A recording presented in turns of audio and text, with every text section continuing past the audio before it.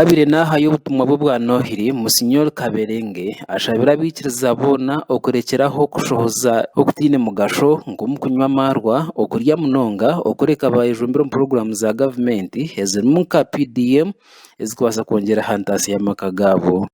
Christmas will get over and schools will soon open, and let us try to work hard.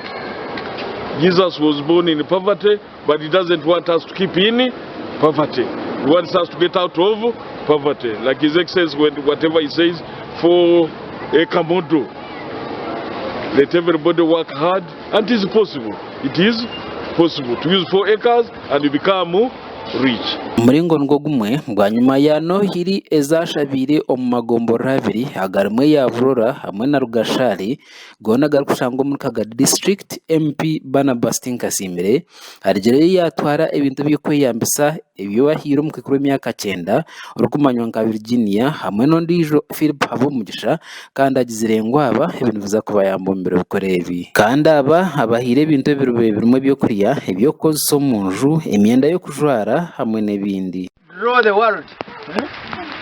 Draw yereka abantu ngo bine kufa abantu nkabo.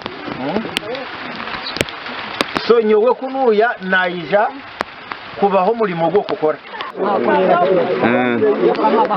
Habikiriza nababejumbiro musharezi basimire MP Barnabas Tinkasimire ahabo kuhereza y'abatari kwebasa kandi bashaba n'abandi batahi babo okurekeraho okushenya amakagabo nkora okuhabura kwa President Yoweri Museveni. President Yoweri Museveni izireyo na concept impyaka ngo abantu abanya-Uganda baina kuruga ombunaku baitu nibalimira ahafo eka moda.